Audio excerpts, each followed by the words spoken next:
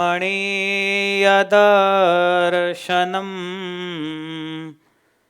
मन्दहासरुचिराननाम्बुजम् पूजितं सुरनरोत्तमैर्मुदा धर्मनन्दनमहं विचिन्तये। ॐ अवतारिणे श्री स्वामिनारायणाय नमो नमः। ॐ श्री हरिकृष्णाय नमो नमः। ॐ श्री पूर्णपुरुषोत्तमाय नमो नमः। ॐ श्री सहजानंद स्वामिने नमो नमः। मंगलमूर्ति महाप्रभु श्री सहजानंद सुखरूप भक्ति धर्म सुत श्री हरि समरु सदायनोप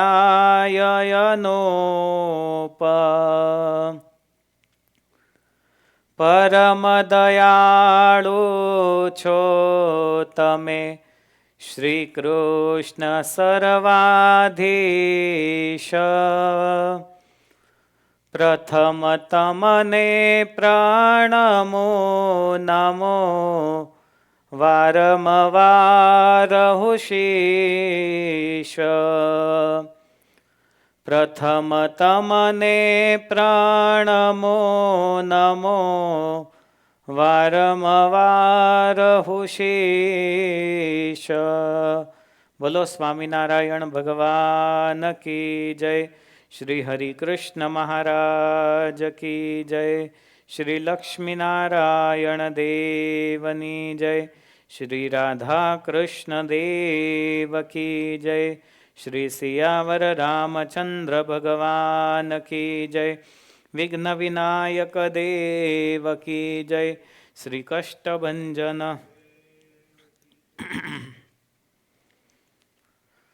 આજે ધનુર્માસ નિમિત્તે 142મા પ્રકરણ અંતર્ગત અનાદિમૂળ અક્ષર સદગુરુવર્ય શ્રી ગોપાળાનંદ સ્વામી એમના પરચાઓની કથા ચાલી રહી છે.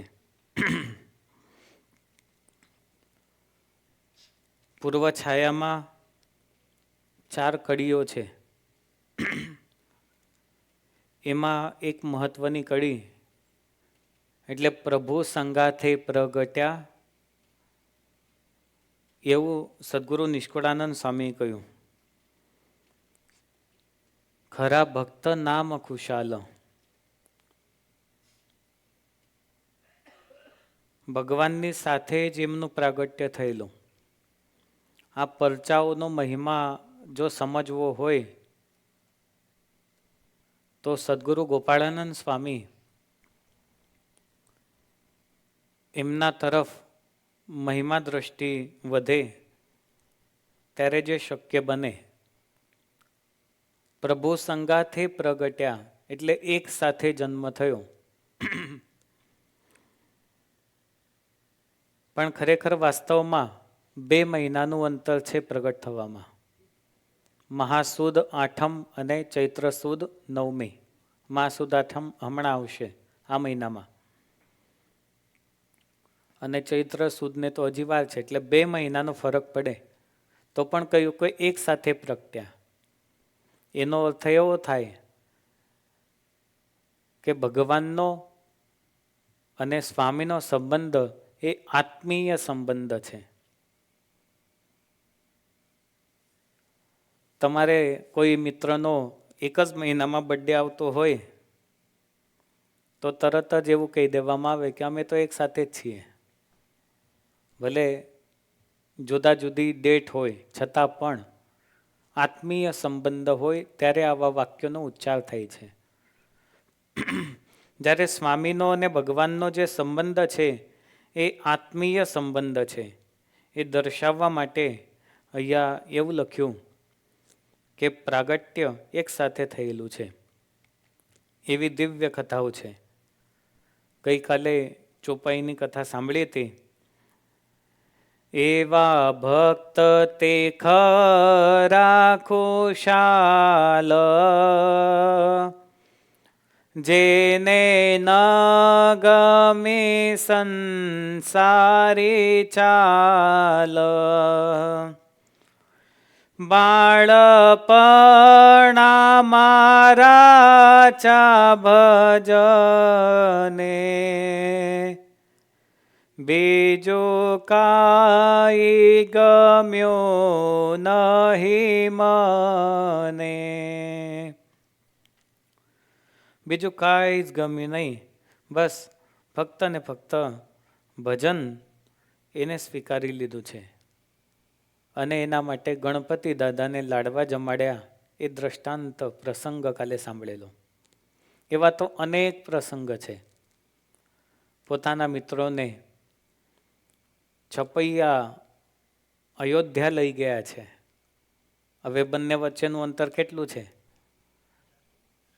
પણ પોતાના મિત્રોને અયોધ્યા પણ લઈ ગયા, ઘનશ્યામ મહારાજના દર્શન કરાવ્યા. અરસપરસ બંને પ્લાનિંગ કર્યું હોય એવી વાતો કરી છે. તો આ વાત તો સામાન્ય લોકોથી શક્ય બને નહીં. અને સામાન્ય મનુષ્ય જો આવું કાર્ય કરી શકતું હોત તો એને બીજું શરીર ભારતમાં પણ રાખ્યું હોત, પણ આ શક્ય નથી. આજે સ્વામીના પરચાઓને આગળ વધારતા એમ લખ્યું, એમ કરતા થયો સતસંગ, ચડ્યો અતિ ચિત્તે તેનો રંગ. આવે અંગમાં ખરી ખુમારી, ઉતરે નહીં કે ની ઉતારી. એમ કરતા થયો સત્સંગ. ધીમે ધીમે ધીમે ધીમે સ્વામી ખુશાલ ભટ્ટ, અત્યારે તો એમનું નામ ખુશાલ ભટ્ટ છે, તો જેમ જેમ દિવસો પસાર થતા જાય એમ સત્સંગ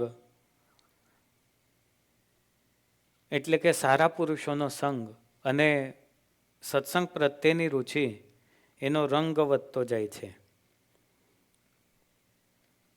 તમને પ્રશ્ન કદાચ એવો થાય કે એ તો પૂર્વ મુક્ત હતા, તો પછી સત્સંગનો રંગ વધુને વધુ ચડતો ગયો એવું શું કામ લખ્યું હશે? એ તો ઓલરેડી હતા જ, અને ઓલરેડી સત્સંગ તો હતો જ. બાળપણના ચરિત્રો વાંચીએ તો આપણને ખ્યાલ આવે. પરંતુ એનો અર્થ એવો થાય કે સત્સંગ થતો ગયો અને રંગ ચડતો ગયો. એ બીજાને પ્રેરણાદાયક વાક્ય છે, પ્રેરણા આપવા માટેનું વાક્ય છે. મહારાજે વચનામૃતમાં નામાનું વચનામૃત કહ્યું, તો જ્યારથી સત્સંગ થયો હોય ત્યારથી પોતાને ચકાસતા રહેવું. પહેલાના વર્ષે મારું મન આવું હતું અને બીજા વર્ષે આવું થયું, તો એ ચકાસણી કરીએ તો રંગ એ ઓછો થાય કે વધતા થાય એ ખ્યાલ આવે. અહીંયા બીજો દ્રષ્ટિકોણ એ છે કે અનાદિમુક્ત સિદ્ધ છે, યોગીરાજ છે, અને છતાં પણ સિદ્ધાઈ એનું સેજ લવલેશ માત્ર પણ અભિમાન નથી. સિદ્ધાઈ આવે એટલે અભિમાનનો ભાવ થોડો થોડો આવતો જ જાય કે હા હું સિદ્ધ છું, મારું કયું થાય છે. એ અભિમાનનું પ્રતીક છે. એના માટે આપણા સંપ્રદાયમાં ઘણા બધા પ્રસંગો છે, પરંતુ એ દર્શાવવા માટે અહીંયા સ્વામી માટે આ વાત સદગુરુ નિષ્કુળાનંદ સ્વામી લખેલી છે. આવી અંગમાં ખરી ખુમારી, અને સમય જતાં એવી ખુમારી આવી કે કોઈનાથી ઉતરે એ ઉતરે નહીં. સત્સંગનું તેજ વધતું ગયું. એક સમયને વિશે તોરડામાં ખુશાલ એ પોતાના ઘરમાં હતા, મિત્રો બધા આવેલા, રમીને આવ્યા, અને અચાનક સંપૂર્ણ ગામમાં તેજ પ્રસરી ગયું. બધા વિચાર કરવા લાગ્યા કે આ તેજ આટલું ક્યાંથી આવતું હશે. હવે સૂર્યનારાયણ ભગવાન પણ એટલા બધા પ્રખર નહોતા, પરંતુ ખુશાલના જમણા પગના અંગૂઠામાંથી આ તેજ આખા ગામમાં પ્રસરેલું. અને મિત્રોએ આ વાત પોતપોતાના ઘરે કહી, પણ બાળ સહજ સ્વભાવ એમ જાણીને કોઈએ વાતને સ્વીકારી નહીં. આવા તો અનેક ચરિત્ર છે. ચિત્તમાં સત્સંગનો રંગ ચડ્યો, અને એટલે એને દર્શાવવા માટે આ તેજ પુંજ એ સંપૂર્ણ ગામમાં પ્રસરી ગયું. બીજી વસ્તુ એ છે કે ચિત્તમાં સત્સંગનો રંગ ચડે તો ખુમારી તો અવશ્ય આવે ને આવે. જો આપણા ચિત્તમાં સત્સંગ હોય તો સત્સંગનું કોઈ ઘસાતું બોલે, સ્વામિનારાયણ ભગવાનનું ઘસાતું બોલે, સંતોનું કોઈ ઘસાતું બોલે, તો લવ લેશ માત્ર પણ સહન કરી શકે નહીં. તમારા ઘરમાં ફેમિલી મેમ્બરમાં તમે બધાને ઓળખો, કોઈના સ્વભાવ કેવા હશે એ પણ ખ્યાલ હોય, પણ છતાં પણ એના વિશે કોઈ બોલે તો સાંભળી શકીએ ખરા? આપણે તરત કહી દઈએ અમારા ઘરમાં તારે માથાકૂટ કરવાની નહીં, એ અમે જોઈ લઈશું. એનો અર્થ શું થયો? આપણને ગમ્યું નહીં. તો જેવો એ ભાવ છે એવો જ ભાવ સત્સંગ પ્રત્યે, સંતો પ્રત્યે, ભગવાન પ્રત્યેનો હોય તો ખુમારી અવશ્ય આવે. સત્સંગ માટે ગમે તે કરવાની તૈયારી, એને ખુમારી કહેવાય છે. આપણા સંપ્રદાયમાં સદગુરુ મુક્તાનંદ સ્વામીનો એક બહુ સરસ પ્રસંગ છે. ખુમારી છે ને એ અનુભવથી આવે છે, સત્સંગથી આવે છે, કથા વાર્તાથી આવે છે, એમને એમ નથી આવતી. બાકી શરીરથી ખુમારી કાંઈ કામની નહીં. શરીરથી તો બતાવે આમ કરી નાખીશ, તેમ કરી નાખીશ, પછી પ્રેક્ટિકલી જવાનું હોય ત્યારે કાંઈ ના થાય. તો ચિત્તથી ખુમારી જોઈએ. સદગુરુ મુક્તાનંદ સ્વામી, એમને મહારાજે એક વખત આજ્ઞા કરી કે જાઓ સ્વામી, તમે દેશ દેશમાં વિચરણ કરો અને સત્સંગનો પ્રચાર પ્રસાર કરો. આમ તો બધા સંતોને જ મહારાજે આજ્ઞા કરેલી કે અમારી આજ્ઞા સિવાય કોઈએ પણ દર્શન કરવા માટે આવવું નહીં. મહારાજ વખતે 2000થી વધારે નંદ સંતો હતા. હરિચરિત્રામૃત સાગર તમે વાંચો તો કેટલા બધા નામ છે સંતોના. અત્યારે આપણને કેટલા ખ્યાલ આવે સંતોના નામ? જો કદાચ 10-15 કદાચ આવડતા હોય તો આવડતા હોય, પણ નંદ સંતો એટલી મોટી સંખ્યામાં. અને એ વખતે મહારાજે બધા સંતોને ગામડે ગામડે પરિભ્રમણ કરવા માટે મોકલ્યા.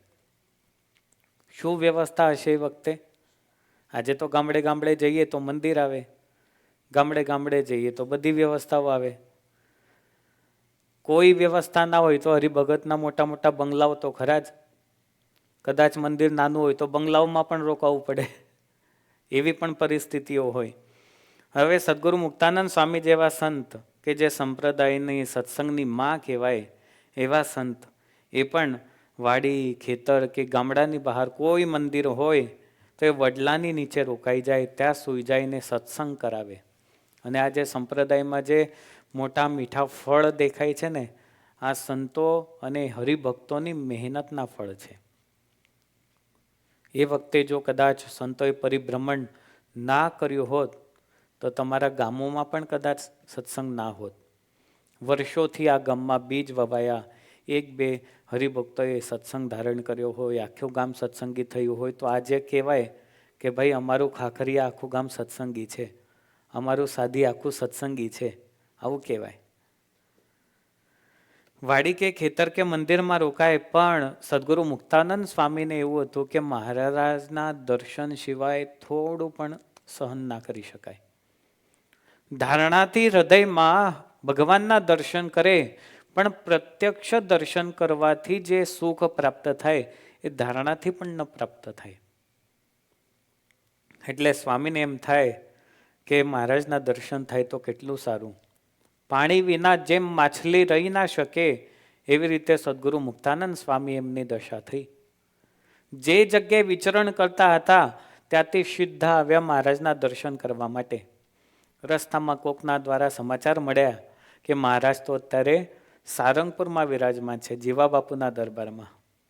મહારાજની આજ્ઞા હતી, અમારી આજ્ઞા સિવાય કોઈએ પણ દર્શન કરવા માટે આવવું નહીં. મહારાજ તો આવા ઘણા બધા પ્રકરણો ફેરવતા, સંતોને વારંવાર કહેતા કે અમારા દર્શન માટે ન આવશો. એના ઘણા બધા કારણો હતા. એક તો સત્સંગ માટે સંતો વિચરણ કરે એ કારણ હતું, અને બીજું એ સૌરાષ્ટ્રનો પ્રદેશ. મહારાજ વધારે સંતોને વડતાલ ચરોતરમાં રાખતા, અને ત્યાં મોટી ધર્મશાળા છે ને એ વખતથી છે, એટલે મોટી સંખ્યામાં સંતો વડતાલમાં રહેતા. તો સદગુરુ મુક્તાનંદ સ્વામી એમનાથી ન રહેવાયું અને સારંગપુર તરફ આવી પડ્યા. સારંગપુરની બહાર સીમાડામાં સ્વામી એક વૃક્ષ નીચે બેઠા છે. હવે પ્રતીક્ષા કરે કે કોઈ જાણીતો જો દેખાય તો એના દ્વારા મહારાજ પાસે સમાચાર મોકલાવું કે મહારાજ આ તમારા સંત દર્શન માટે આવ્યા છે, માટે કૃપા કરીને દર્શન આપજો. સભામાં રસ્તા પરથી રાઠોડ ઘાગલ ત્યાંથી વિરાજમાન થયા, આ પસાર થયા. એટલે સ્વામીએ બૂમ પાડી, આવ આવ ભગત. એને સદગુરુ મુક્તાનંદ સ્વામીને જોયા, દર્શન કર્યા અને કહ્યું કે સ્વામી તમે અહીંયા કેમ વિરાજમાન છો? ચાલો ગામમાં, મહારાજ અહીંયા જ છે.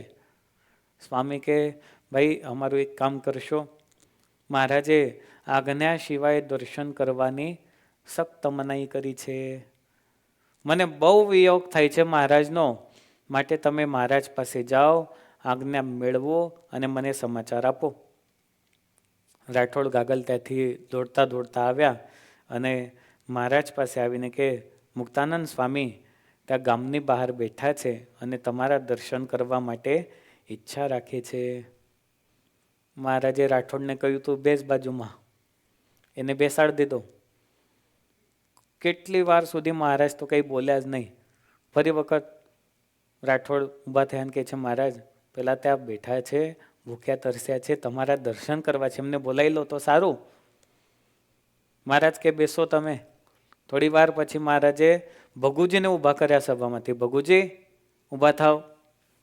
ભગુજી ઊભા થયા અને મહારાજને કહે છે શું આજ્ઞા છે મહારાજ?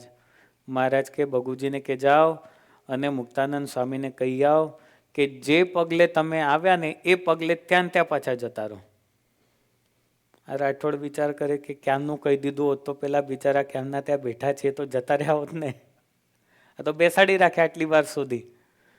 એટલે ભગુજી મહારાજને વંદન કરીને સદગુરુ મુક્તાનંદ સ્વામી પાસે આવ્યા અને કહ્યું કે સ્વામી મહારાજે તો આવી આજ્ઞા કરેલી છે કે તમે જે પગલે આવ્યા છો એ પગલે ને પગલે તમે પાછા જતા રહો. અને સદગુરુ મુક્તાનંદ સ્વામીની કાવ્ય શક્તિ, એમનો પ્રેમ, એમનું જીવન, એક વિચારતો હતો કે મહારાજ પણ મને મળવા ઈચ્છે, હું પણ મહારાજના દર્શન કરવા ઈચ્છું, પણ મહારાજ આ એક ચરિત્ર કરે છે. એટલે સ્વામીએ ત્યાં પોતાની પાસે કલમ હતી અને એક પદ લખેલું છે. આમ તો 10 પદો લખ્યા છે, એમાંથી સ્વામી એક પદ લખ્યું, મારે ઘેર આવ્યા રે સુંદર વર શામળિયો,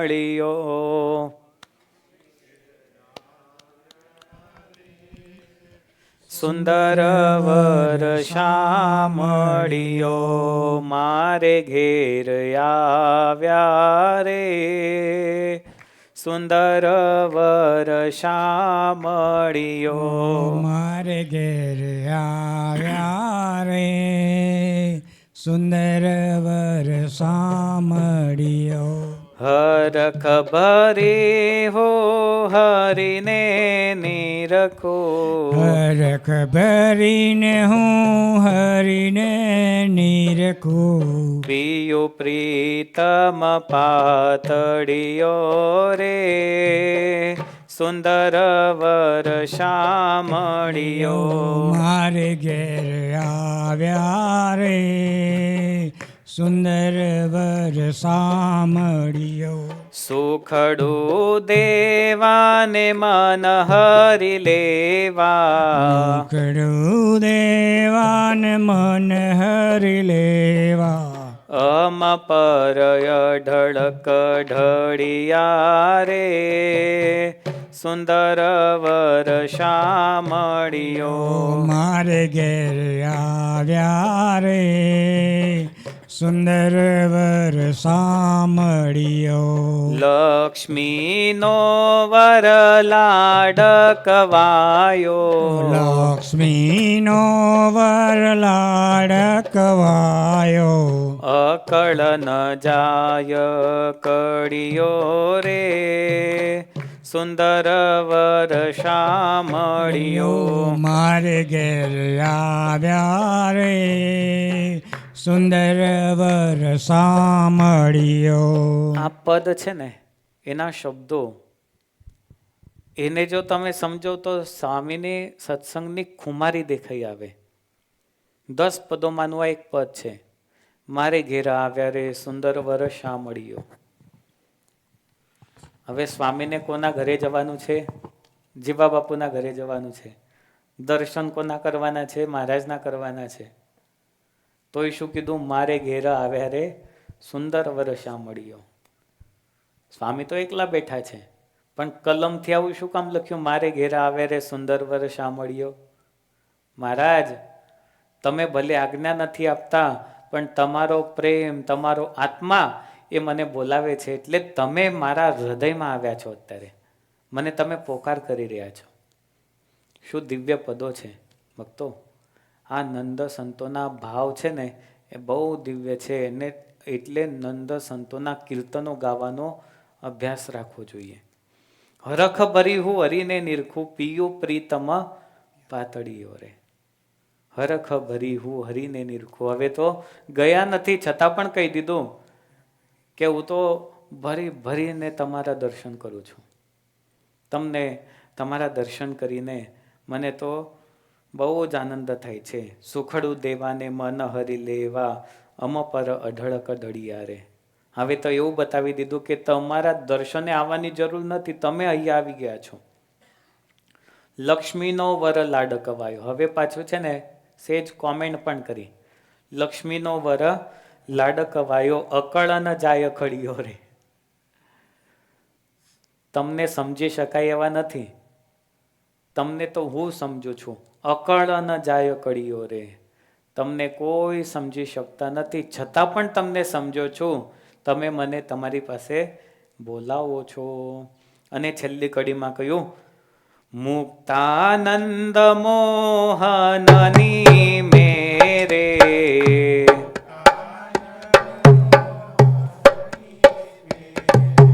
ખોયાદીનો સંગ વડિયો રે, સુંદર વર શામળિયો.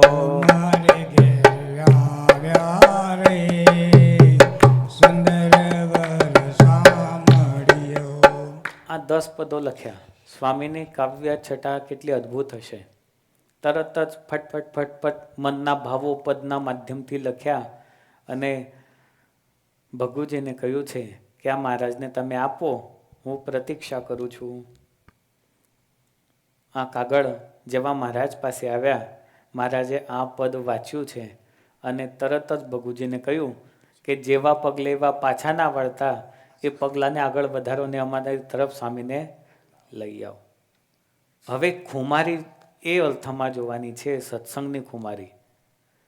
જો કદાચ આપણે સદગુરુ મુક્તાનંદ સ્વામીના સ્થાને હોઈએ, હરિકૃષ્ણ મહારાજ અહીંથી પ્રગટ થઈ જાય ને કે ના, પેલા ફલાણા ભગત બાર ઊભા છે ત્યાંથી પાછા ઘરે જતા રહે, તો આપણે શું વિચાર કરીએ?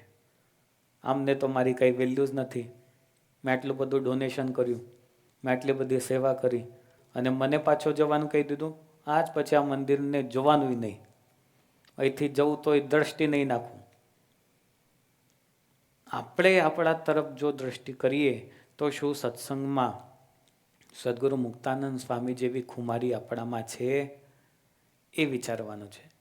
ગમે તેવી પરિસ્થિતિ થાય, પણ ભગવાન એ ભગવાન છે, મંદિર ભગવાનનું, ભગવાન આપણા, અને ભગવાન માટે ક્યારેય પણ દોષ બુદ્ધિ આપણામાં ન આવે. અદોષ બુદ્ધિ રહીને સત્સંગની ખુમારીથી જીવન જીવીએ અને ભગવાનના થઈને રહીએ તો એ સત્સંગનો રંગ ચડતો ચડતો ને ચડતો રહે. નહીં તો સત્સંગમાં આવ્યા હોય ત્યારે ચડતો રંગ હોય અને જાય ત્યારે સત્સંગનો રંગ પાછો ઓછો થતો જાય ને એક દિવસ એવો આવે કે સત્સંગમાંથી બહાર ફેંકાઈ જાય. વચનામૃતના પાને પાને સત્સંગના ખુમારીની વાત લખેલી છે અને સદગુરુ ગોપાળાનંદ સ્વામી એમને આવી ખુમારી આવી છે કે ગામમાં બધાને રક્ષણ કરે, ગામના બાળકોને ભણાવે, એમના માટે સર્વસ્વ કરી છૂટે એવા ખુશાલ ભટ્ટ હવે તોરડામાં રહે છે. આગળના ચરિત્રો સાંજે કથામાં શ્રવણ કરીશું. અત્યારે ભગવન નામ સ કથાની વિરામ. સહજાનંદ સ્વામી મહારાજની જય. થાળ